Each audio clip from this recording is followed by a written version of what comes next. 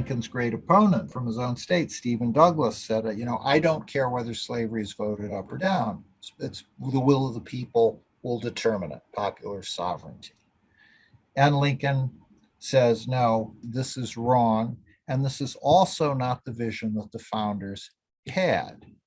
He said they wanted to contain slavery, and his argument was they forbade the slave trade. They allowed it to be ended after 20 years, and it was.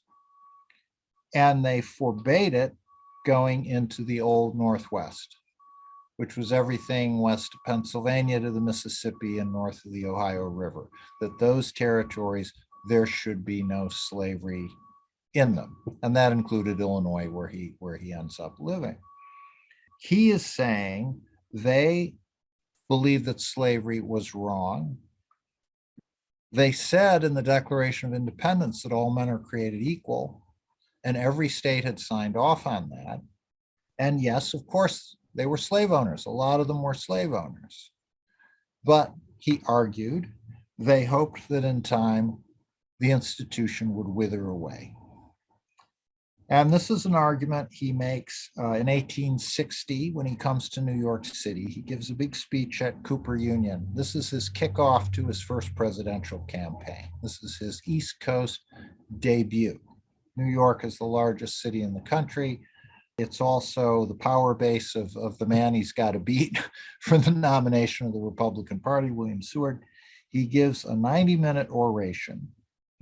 And his text, as he calls it, is a sentence from his rival, Stephen Douglas, who said, look, the men who wrote the Constitution understood it better than we do, so we should do what they did. Now, Douglas's argument as well, a lot of them were slave owners, and they continued the existence of slavery. They didn't forbid slavery, so why can't we just keep doing that forever? And Lincoln says, all right, well, let's see what the signers of the Constitution actually said about whether the federal government could control slavery in the territories. The most striking one was the Northwest Ordinance, which said no slavery at all in the old Northwest territories. So how did the signers of the Constitution vote?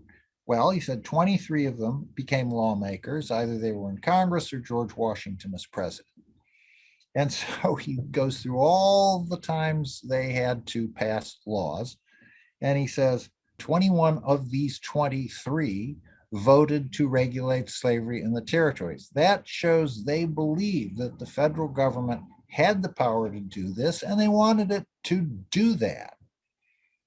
And then he says, oh, and there, by the way, there's some other noted anti-slavery men who were never lawmakers of this sort. And he mentions Hamilton and Gouverneur Morris and Benjamin Franklin.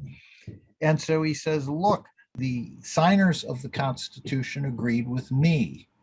They agreed that the federal government had the power to restrict and control slavery in territories, and they had done it. And we should do this now. Okay, that's the Cooper Union Address.